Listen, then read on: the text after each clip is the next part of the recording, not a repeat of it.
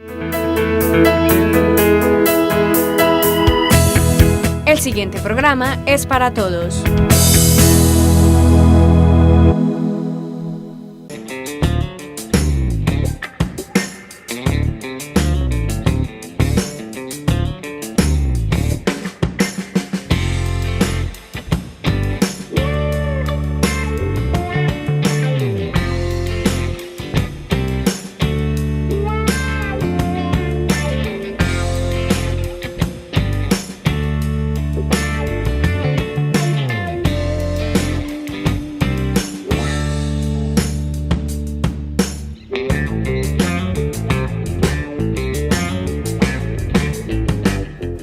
Hoy en Punto de Vista hablaremos de la ruta de atención para personas con farmacodependencia y para eso nos acompañan dos profesionales en este área. Por el municipio de Andes nos acompaña Isabel Cristina Restrepo, ella es profesional universitaria de la Secretaría de Salud y coordina en nuestra localidad la estrategia de salud pública. Y también nos acompaña la psicóloga Ana María Yepes, quien viene de la S Carisma. Chicas, bienvenidas a este espacio. Muchas gracias, Alejandro. Gracias. Bueno, para que empecemos a darle como respuesta y alguna solución al programa de hoy en Punto de Vista, hablemos de cuándo una persona tiene dependencia a los fármacos. ¿Por qué se denomina que una persona es farmacodependiente? Claro que sí, bueno, es un término que quizás en muchas ocasiones puede generar confusión porque puede ser o farmacodependencia o drogodependencia. Los dos términos están bien establecidos. Y van encaminados a lo mismo. Van encaminados a lo mismo. Sin embargo, hay tres niveles de consumo ahí, que es uso, abuso y adicción. Para dar claridad, como en todo el tema de la ruta, entonces el nivel de uso es cuando las personas empiezan a tener como tal el consumo, todavía se encuentran como unos rituales muy específicos entre los chicos principalmente, claro que hay que tener en cuenta también a población adulta o a niños incluso ahí. ¿Cuáles son esos rituales? Como que los chicos todavía se esconden, como que todavía tienen ese miedo a ser vistos y realmente en ese punto de consumo no nos damos cuenta de que está como tal el consumo. Es como cuando se hace en parches de amigos, cuando se hace en una salida de campo de la universidad, exacto, algo muy esporádico. Exacto, y que es muy ocasional, ¿cierto? Bueno, después de ahí se puede continuar, porque hay personas que se quedan solamente en uso, se puede continuar con el nivel de abuso, que el nivel de abuso retoma el concepto anterior, que hay un uso más continuado de la sustancia psicoactiva, y ahí sí nos empezamos como a dar cuenta de algunas situaciones psicológicas, emocionales, sociales y físicas que nos dan cuenta de que esa persona actualmente está consumiendo sustancias psicoactivas. Por ejemplo, la baja de defensas, en muchas ocasiones hay daños de estómago, en muchas ocasiones hay pérdida de peso, se ponen los ojos rojos, son realmente muy mínimas a diferencia del tercer nivel, que es el nivel de adicción. En el nivel de adicción nuevamente se retoma el concepto anterior, que hay un abuso continuado de la sustancia psicoactiva y nos damos cuenta que hay una adicción porque lo que antes era importante para esa persona deja de ser importante. Entonces, por ejemplo, ahí vemos los casos de los chicos que antes eran muy buenos estudiantes, eran muy buenos deportistas, eran muy buenos artísticamente y de un momento a otro abandonan todo ese tipo de situaciones que para ellos eran importantes por el consumo de sustancias psicoactivas. Y nuevamente ahí se tienen en cuenta todas las características anteriores, físicas, psicológicas, sociales, emocionales, familiares que se incrementan. Entonces la ruta, Isabel, va encaminada a darle solución o atención a esa dependencia que empieza a darse en las personas con el uso, el consumo y la adicción. Sí, la ruta va encaminada a eso. Nosotros desde la Secretaría de Salud trabajamos diferentes estrategias, ¿cierto? No solo para la activación de la ruta, sino para la prevención en términos educativos. Con el plan de intervenciones colectivas o el plan de salud pública que nosotros coordinamos pues desde la Secretaría de Salud. Entonces desde ahí tenemos una estrategia educativa a través de una dimensión que se llama convivencia social y salud mental, que se adhiere al plan decenal de salud pública. Entonces nosotros ahí priorizamos esa dimensión en el municipio porque reconocemos pues la importancia de trabajar en el tema de prevención del consumo de sustancias. Y tenemos 4 grandes bloques de temáticos o ejes temáticos en esa dimensión, que es el tema de prevención de consumo de sustancias, el tema de intentos de suicidio, todo el tema de trastornos mentales y de convivencia social o resolución pacífica de conflictos. Entonces tenemos 2 psicólogas y una trabajadora social que son las encargadas de hacer pues como todos los temas educativos. ¿En qué nos enfocamos? En trabajar la construcción del proyecto de vida, habilidades para la vida, que ahí está todo el tema de resolución de conflictos. Y nosotros en el municipio tenemos un comité de salud mental. Entonces en ese comité de salud mental tenemos invitados de diferentes instituciones, o sea, del hospital, de bienestar familiar, estamos trabajando en este momento con la parroquia. El párroco está asistiendo al comité de salud mental, pues como también para unirnos y decir, bueno, ¿qué pasa cuando una persona tiene una enfermedad mental? ¿Qué pasa cuando una persona tiene una adicción? Entonces, ¿a quién acude? ¿Cuál es su red de apoyo? Y encontramos que la iglesia es una de esas redes de apoyo, entonces queremos vincularlo también para poder hacer una red y poder trabajar en conjunto esas acciones pues que lleven a que la persona, o a prevenir, o cuando la persona ya está pues como en el tema del consumo, activar esa ruta y que se lleve pues como a feliz término el ingreso de esa persona a ese proceso de rehabilitación, digámoslo así. Bueno, ¿cómo llega la S Carisma entonces a apoyar este proceso, a vincularse con el municipio de Andes y con los municipios del suroeste? Porque tengo entendido que es también una estrategia que desde la Gobernación de Antioquia empieza a implementarse con los municipios del departamento para que estas IPS, instituciones prestadoras de servicios de salud, empiecen a apoyar como todas estas dificultades que se viven en los municipios y que no están pues como esas instituciones tan cercanas como el área metropolitana. Entonces, ¿cómo llega Carisma Andes para dar solución o un apoyo a esta ruta de atención y a las intervenciones que se están realizando desde el municipio? Claro que sí. Bueno, como lo mencionaba Alejandro, ha sido un tema de cómo Gobernación, el departamento como tal, apoya. Entonces, teniendo en cuenta las problemáticas que se han tenido, en este caso de consumo de sustancias psicoactivas, el departamento asigna un presupuesto, ¿cierto? De ese presupuesto se asignan entonces ciertas acciones a desarrollar en los municipios. ¿Y cómo se desarrollan las acciones? Ahí es cuando interviene Carisma como empresa social del Estado y dice, bueno, entonces conformemos, de acuerdo también a Gobernación de Antioquia, un comité departamental de prevención en drogas de Antioquia. Ellos acompañamos desde los ejes de prevención, mitigación y superación de consumo de sustancias psicoactivas. La idea con los municipios es desarrollar, de acuerdo a la política nacional para la reducción del consumo de sustancias psicoactivas, actividades que estén enmarcadas en esos 3 ejes, ¿cierto? Y posteriormente, cuando se enmarcan en esos 3 ejes, y cuando se desarrollan las acciones, lo que se busca es que los municipios queden con capacidad de respuesta instalada o instaurada. Acompañar el proceso, capacitar para que ellos en un momento cuando ya los recursos se acaben puedan seguir dando ese acompañamiento. Exacto. Igual Comité Departamental de Prevención en Drogas de Antioquia es un proyecto que ha operado todos los años. No empieza en muchas ocasiones desde principio de año o no se va hasta final, pero que ha acompañado durante todos los años a los municipios, de acuerdo también a las priorizaciones que se dan a los municipios del departamento de Antioquia.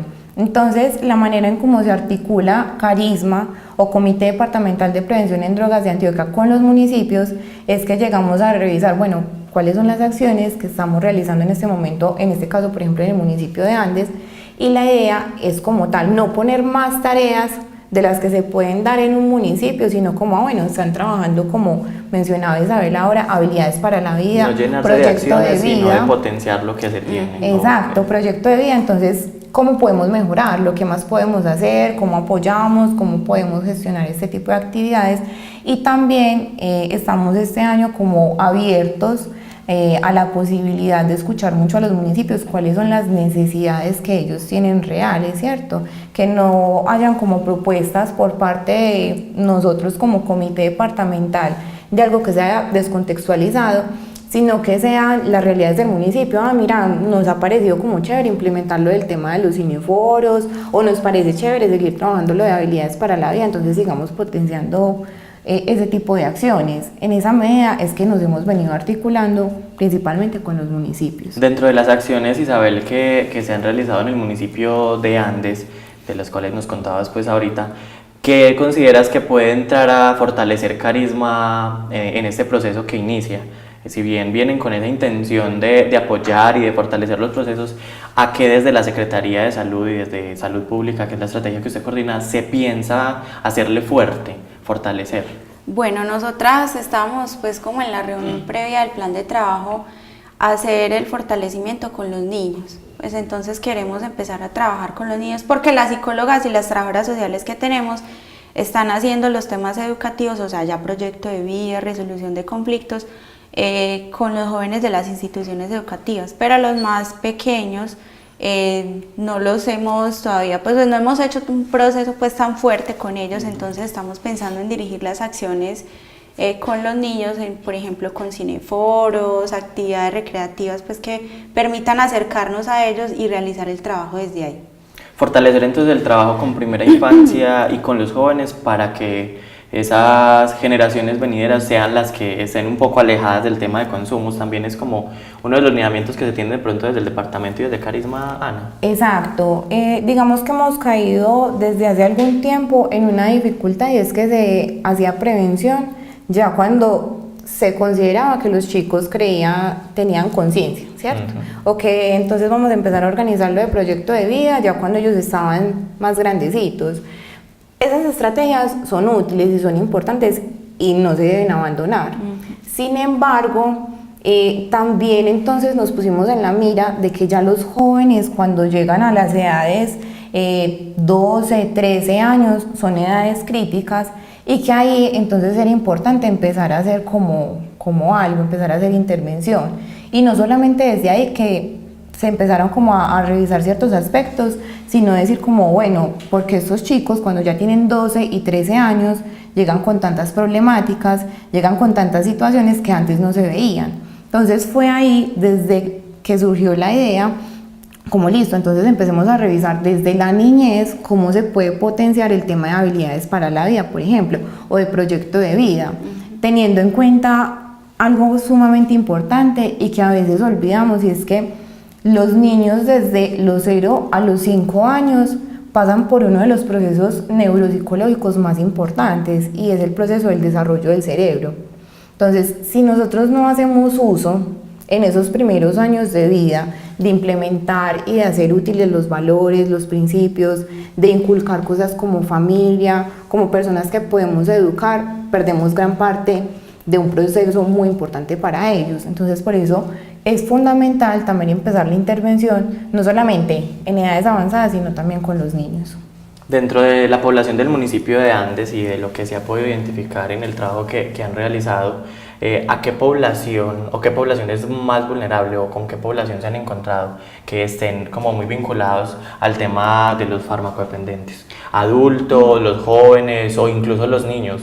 Se puede decir, en las ciudades se pueden ver niños que consumen Sacol en las calles. En el municipio de Andes tal vez no es tan notorio, pero dentro del diagnóstico que han podido realizar en Andes, ¿con qué se han encontrado, Isa? Con los adolescentes. Por eso nosotros, como les contábamos ahorita, pues todas las acciones están dirigidas a ellos, pues los talleres y los encuentros educativos están dirigidos a los adolescentes.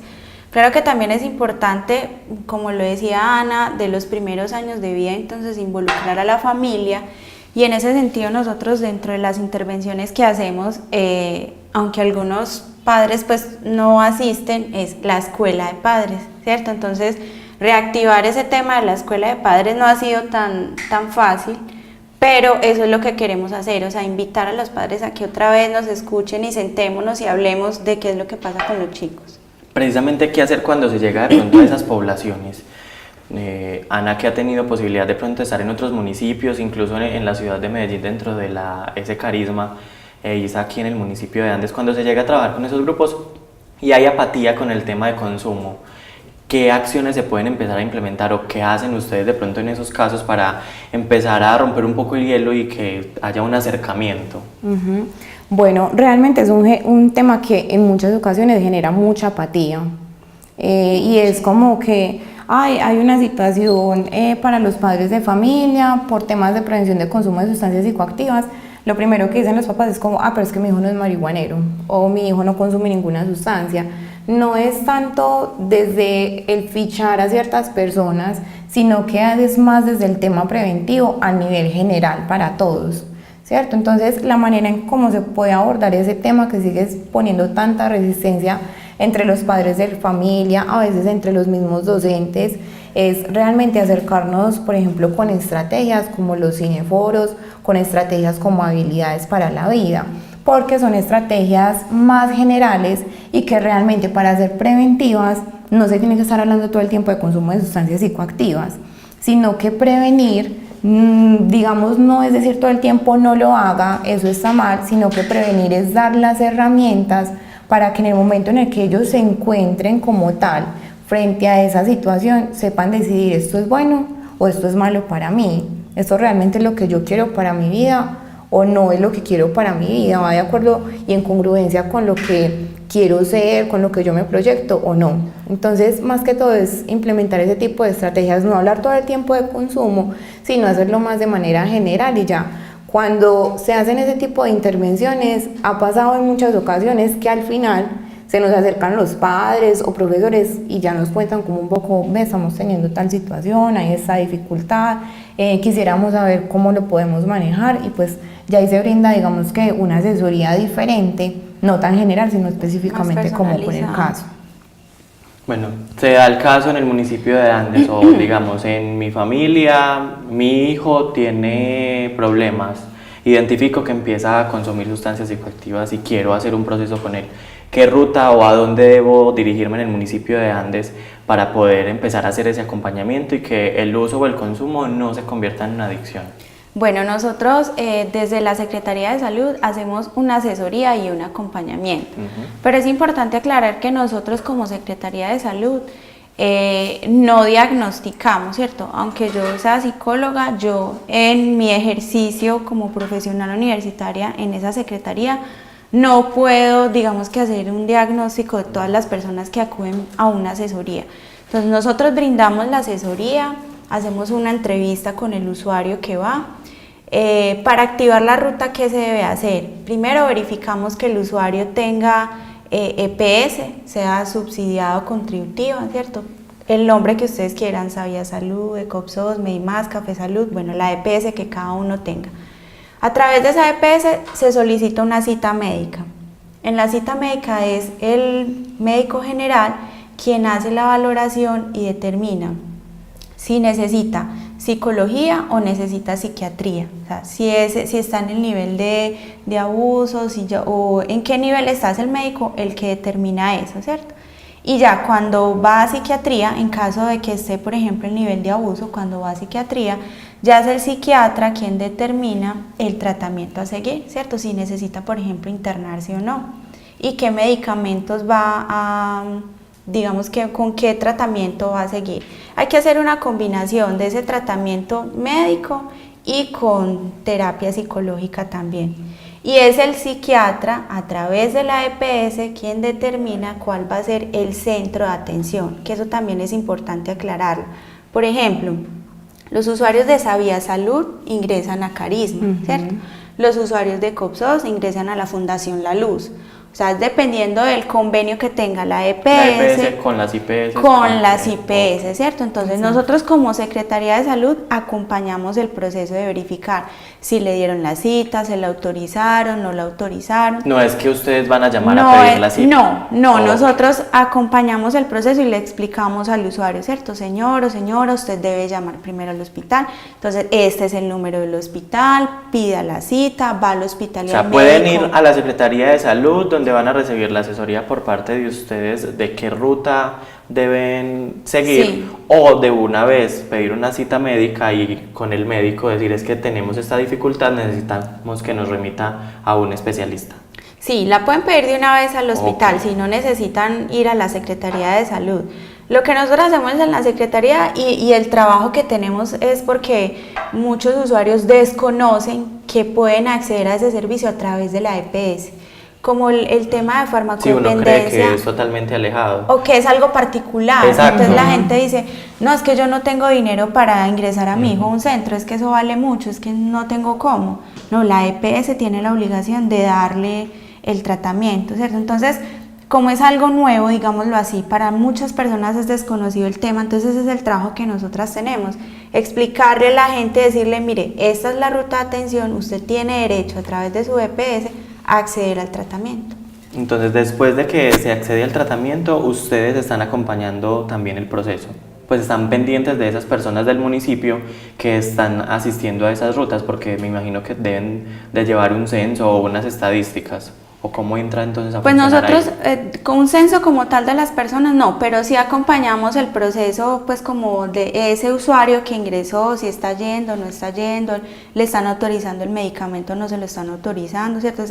Es acompañar a la familia en todo el proceso. Y si se llega el momento en el que, bueno, la ruta o el procedimiento va bien y no se empiezan a suministrar por parte de las EPS el tema de los medicamentos, ¿qué acción pueden tener ahí? ¿Ustedes cómo pueden entrar a intervenir o no pueden hacerlo? Bueno, nosotros digamos que existen diferentes mecanismos, ¿cierto? Ya empezaríamos a mirar, tenemos en la Secretaría un gerente de sistemas de información que es el que nos ayuda con todos esos trámites y empezar a verificar temas de órdenes y seguimiento.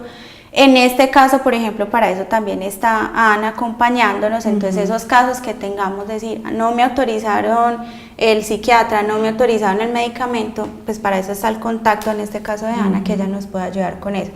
Es importante en toda esa parte del seguimiento del tratamiento también aclarar, pues que es voluntario.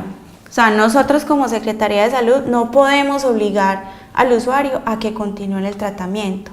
O como Secretaría de Salud nosotros no podemos, porque nos han llegado solicitudes, por ejemplo, donde nos dicen, mire, es que hay un chico de 20 años que vive en tal lado para que se lo lleven a hacer el proceso de rehabilitación. Ustedes no pueden llegar y decir, usted que tiene problema con la marihuana, con el alcohol, venga que es que lo vamos a internar, porque no está dentro de las posibilidades que ustedes puedan realizar, ¿cierto? Esas no son las competencias que tiene la Secretaría de Salud. ¿Qué podemos hacer nosotros y qué hemos hecho? Vamos y lo visitamos, buscamos la red de apoyo, bueno, tiene un familiar que lo pueda acompañar. ¿Qué es la red de apoyo? La red de apoyo son familiares o amigos cercanos que puedan acompañar el proceso de esa persona.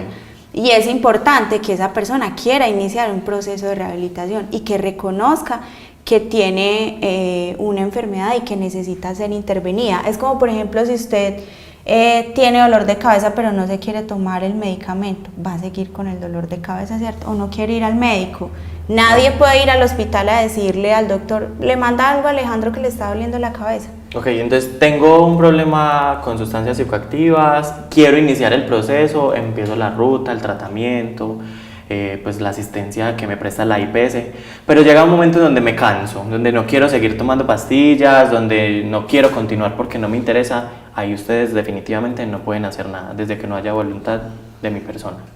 ¿O qué Pues pronto acompañamiento se puede hacer, Ana? Bueno, hay dos cosas antes de que Ana también nos ayude con ese tema, es decir, si los familiares acuden a la Secretaría de Salud y es un menor de edad, nosotros le escalamos el caso a ICBF, por ejemplo. Entonces, Bienestar Familiar también nos ayuda, o a comisaría con el tema de restablecimiento. Desde que sea menor de edad se pueden hacer otras acciones. Exactamente, o sea, pero nosotros como Secretaría de Salud, o sea, gestionamos y nos articulamos con esas otras instituciones. Eso es lo que nosotros podemos hacer. Ana nos dirá qué otras estrategias. Bueno, realmente se vuelve un tema muy complejo porque parte, como decíamos ahora, del tema de voluntad. Si no hay voluntad, realmente el proceso puede que sea poco exitoso. Y uno de los aspectos a tener en cuenta es que uno de los costos de esta enfermedad es que hay ocasiones donde las personas van a los procesos de rehabilitación, vuelven a los municipios, a sus hogares y se estabilizan. Y llega un momento donde después de estar estables, vuelven y recaen. Entonces, no quiero seguir tomando pastillas, quiero seguir consumiendo, no me sirve el tratamiento, infinidad de cosas, ¿cierto? Hay personas que entonces vuelven y hacen el proceso, activan las rutas, vuelven a rehabilitación. Sin embargo, uno de los aspectos que se tienen que tener muy en cuenta ahí es, adicional de lo que nos mencionaba Isabel, del apoyo que ellos pueden brindar desde el municipio, con atención pues, psicosocial en el acompañamiento que realizan, es el tema con las familias, ¿cierto? Es también preparar a las familias, también digamos que un poco a los amigos, pero principalmente a las familias en ese tema, de cuáles son las dificultades que se pueden manifestar. de cuáles son los quebrantos que se van a tener en algunos momentos y de aprender a tolerar muchísimo ese tipo de cosas. Y con tolerar no estoy diciendo que tengamos que pasar todo por alto, sino como aprender a tolerar un poco esa frustración que a veces nos genera, como es que mi hijo yo quiero que esté bien, pero él estaba en tratamiento, y no ha vuelto pues como a su normalidad, no leo ningún progreso, sigue igual. Las estrategias que se pueden implementar ahí y que consideraría también es una de las actividades que se deben fortalecer mucho en los municipios es trabajar con las familias muy de la mano, porque es un tema que se presenta en todos los municipios. Mi hijo va, vuelve, pero entonces ¿qué pasa? La ES Carisma realiza de pronto un acompañamiento luego de que la persona salga de allá, pues porque tengo entendido que el procedimiento es que están un tiempo internos y luego continúan consumiendo pues como las pastillas del tratamiento para poder mitigar un poco el tema de la ansiedad y todo esto. ¿Se hace un acompañamiento también luego de? Claro que sí, la idea es que haya un acompañamiento muy integral. Entonces, en este momento Carisma también tiene la estrategia de grupos de apoyo o también consultas con las familias. Entonces, además de que está la consulta para la persona directamente implicada, está también el grupo de apoyo de la familia y la consulta para la familia. Ok, bueno. ¿Ese acompañamiento cuánto dura? ¿O pues se tiene algo estimado o es dependiendo de la evolución de cada uno de los pacientes? Es dependiendo de la evolución de cada paciente, porque partimos del hecho de que cada uno es una universalidad, ¿cierto? Entonces puede que X Julanito salga más fácil y solamente necesite tratamiento por 6 meses, pero puede que Peranita se demore 2 años. Eso es algo que, como decía Isabel al principio, aunque las dos seamos psicólogas, no podemos determinar a ciencia cierta de cuánto se va a demorar una persona. Los únicos que determinan eso son los especialistas y posteriormente la misma persona de acuerdo a la voluntad que tenga durante todo el proceso.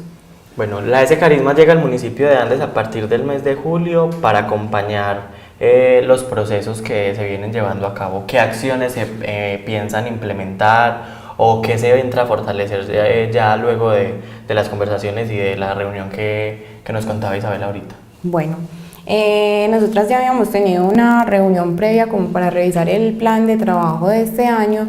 De los temas y de las estrategias que tenemos en este momento es efectivamente habilidades para la vida. Es un tema que nunca va a desaparecer y al que tenemos que seguir fortaleciendo mucho con la cantidad de población que sea posible.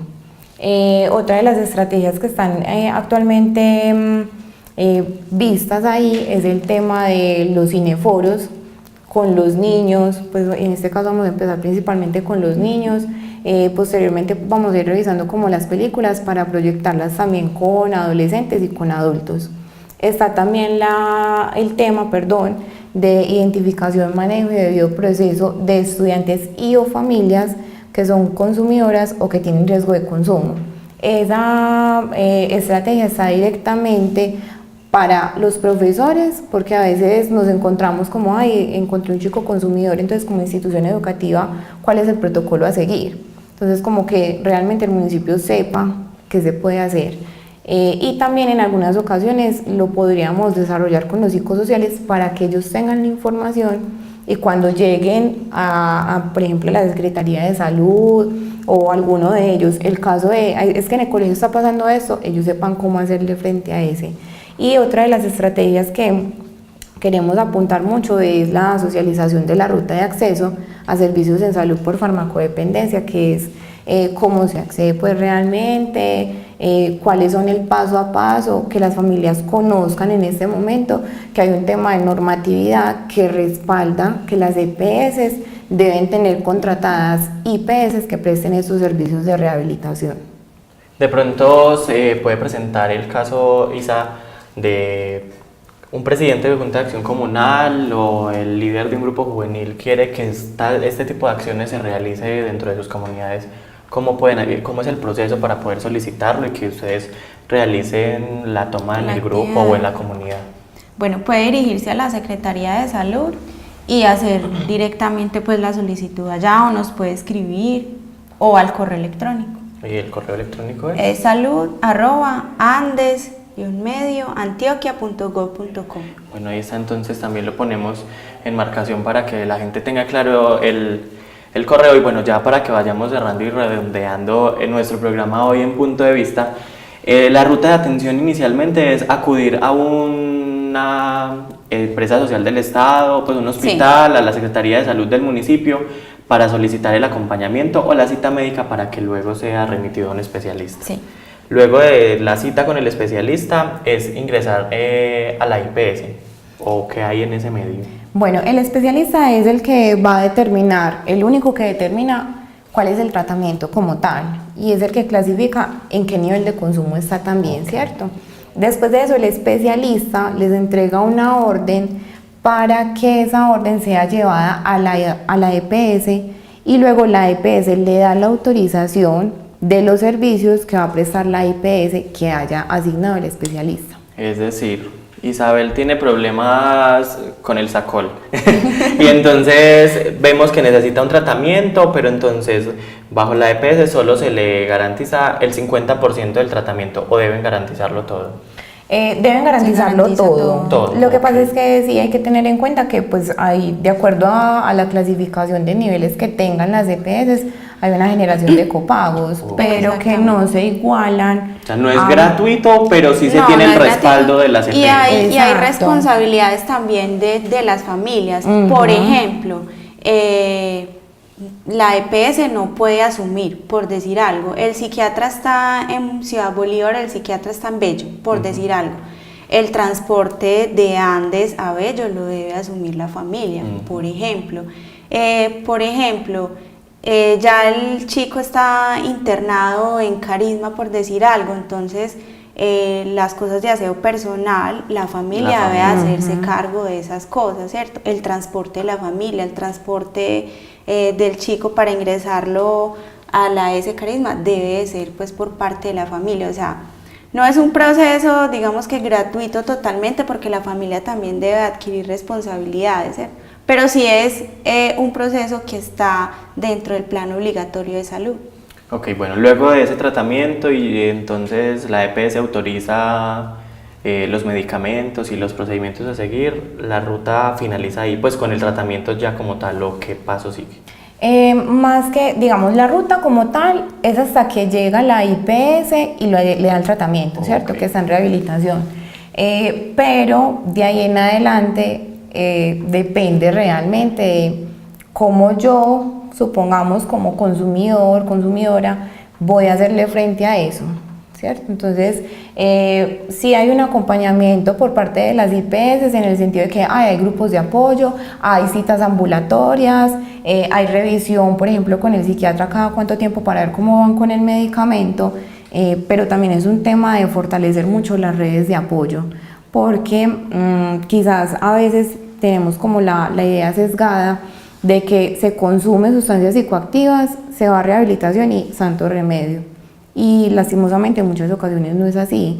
Cuando se diagnostica este tipo de enfermedades, son enfermedades que nos acompañan el resto de la vida, que obviamente hay maneras de mitigarlas, que obviamente hay maneras de llevarlas con acompañamiento, y que hay ocasiones en las que pues no se siente para nada como ningún síntoma de efecto, pueden suceder, pero es como cuando nos diagnostican hipertensión. La hipertensión nunca se nos quita, siempre estamos como en un tratamiento constante y tenemos que cambiar estilos y hábitos de vida. Luego de ser consumidores es fácil recaer luego de los tratamientos por también el tema de la ansiedad que mencionábamos ahorita. Hay una alta probabilidad. Pues, para eso es importante, o sea, yo insisto mucho con el tema de que la familia participe en el proceso. Y el tema también de tener claro desde los hogares, en este caso el municipio de Andes, que el consumo de sustancias termina convirtiéndose en una enfermedad. Sí, es algo ya que está catalogado. exacto, es algo que debe quedar claro para las familias, porque muchas veces, como lo mencionábamos ahora, los padres de familia son los que de pronto son reales. No, es que eso no es una enfermedad, o no, mi hijo no tiene problema, es que es un vicio, él lo deja cuando quiere, porque también se empieza involuntariamente a hacer de pronto, a colitar un poco ese tema del consumo, ¿cierto? Empiezan a hacerse como los de la vista gorda, entonces empiezan también como a acompañar el proceso involuntariamente, ¿cierto? Exacto. Entonces ser conscientes de que es una enfermedad, que se debe tener un tratamiento y una ruta de atención, sin importar el uso, el consumo o la adicción, el nivel en el que esté, porque Sí, también sin importar. es necesario prestar servicio, atención por parte de los padres de familia y de las instituciones educativas, como lo mencionaba Isabela ahorita. Luego de este programa, ¿qué viene entonces? ¿Cuál es la próxima acción que se pueda realizar en el municipio de Andes o que tienen Cineforo. proyectado? Un cineforo. Un cineforo. Ok. Un cineforo, pero estamos pendientes pues como de definir las fechas y el lugar donde lo vamos a hacer. Bueno, entonces muchas gracias a las dos por habernos acompañado en este espacio A y ustedes. esperamos que luego de que el proceso vaya un poco más adelante, que empiecen a tenerse estas acciones y empiecen a verse un poco los resultados, podamos estar acá hablando nuevamente del proceso que se empieza a acompañar por parte de la S Carisma en el municipio. Muchas gracias, Claro que sí. Alejandro. Muchas A gracias. ustedes televidentes, muchas gracias por habernos acompañado en Punto de Vista. Nos vemos la próxima semana.